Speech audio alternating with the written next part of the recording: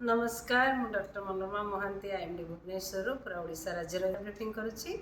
आज 23 मार्च 2026 आम विश्व पाणीपाग दिवस पालन करुचु सेलिब्रेट करुचु जोटा आज विषय वस्तु रही ऑब्जर्विंग टुडे प्रोटेक्टिंग टुमोरो जोटा रही ओडिया आज पर्यवेक्षण काली को सुरक्षा जोटा कि आम जो ऑब्जर्वेशन नहीं कि विभिन्न माध्यम विभिन्न इंस्ट्रूमेंट यूज करके जो ऑब्जर्वेशन नहीं कि फोरकास्ट हो पूरा देशवासी सुरक्षा सेटा आज थीम रही जो ऑब्जर्वेशन केवल आमर ओडिशार नुह कि इंडिया नुह पूरा विश्व आम ऑब्जर्वेशन पूरा डेटा मेट्रोलॉजिकल डेटा नहीं एक्सचेंज करके बेस पूरा आमर सरफेस पाइका माने पानी पाइका जमी ओशन पाइका इवन एयर पाइका फोरकास्ट दे पारुछु देबार सक्षम भी हो पारुछु।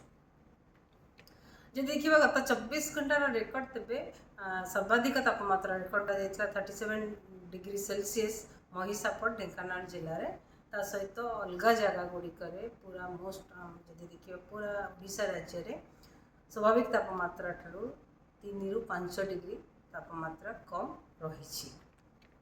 पारलाखेमुंडी 36.2 डिग्री सेल्सियस रही Dhenkanal 36.1 degree Celsius Bargarh 35.8 degree Celsius record करा सहित सुंदरगढ़ दिन तापमात्रा स्वाभाविक तापमात्रा 6.3 डिग्री सेल्सियस कम रही केउंझर 5.6 डिग्री सेल्सियस कम रही भुवनेश्वर में 2.4 डिग्री सेल्सियस कम रही कटक 3 डिग्री सेल्सियस कम रही। बर्तमान सेमती किसी विशेष पाणीपाग स्थिति नहीं किंतु आगामी 24 आवर्स 24 घंटे मयूरभंज बालेश्वर केउंझर गजपति रायगड़ा कोरापुट मालकानगिरी जिले में कांभा स्थान में हल्का वर्षा होबार संभावना रही। काली 24 तारीख कोरापुट मालकानगिरी जिले में कांभा स्थान में कि गोटे किलोमीटर स्थान में हल्का वर्षा होबार संभावना रही। 25 तारीख में हल्का मध्यम वर्षा होबार संभावना रही। बालेश्वर भद्रक केन्द्रापड़ा जाजपुर कटक जगतसिंहपुर जिला 26 तारीख में बालेश्वर भद्रक जाजपुर केन्द्रापड़ा जगतसिंहपुर कटक कोरापुट नवरंगपुर मालकानगिरी जिले में कांभा स्थान में कि गोटे किलोमीटर स्थान में वर्षा रहिबार संभावना रही। 27 तारीख में वर्षार परिमाण वृद्धि पाइब आमर अभ्यंतर ओडिशार जिला गुड़िक आ उत्तर ओडिशार उत्तर उपकूलवर्ती अंचल जिला गुड़िक किछि स्थान में हल्का मध्यम वर्षा रहिबार संभावना रही। सहित दक्षिण उपकूलवर्ती अंचल जिला गुड़िक वर्षा कांभा स्थान में कि गोटे कि दुटा स्थान रहिबार संभावना रही किंतु 27 तारीख पर येलो वार्निंग जारी करा जायछि जोटा कि वर्षा सहित बिजुली घड़घड़ी एवं झटका पवन 40 ରୁ 50 किलोमीटर पर आवर रहिबार संभावना रही।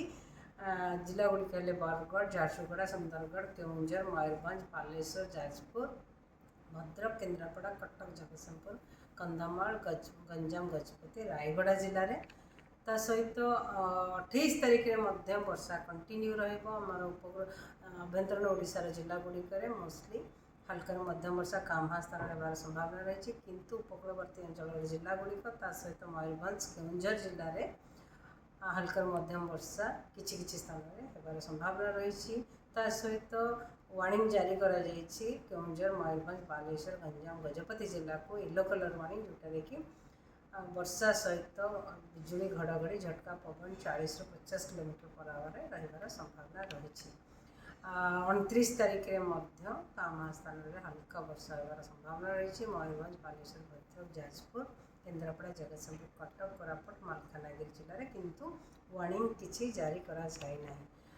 जब देखा तापमात्रा दिन तापमात्रा पूर्वानुमान तेरे दिन तापमात्रा आगामी 4 ରୁ 5 दिन भितर 2 ରୁ 4 डिग्री सेल्सियस बढ़िबार संभावना रही। परवर्ती समय विशेष परिवर्तन होबार संभावना नहीं। धन्यवाद।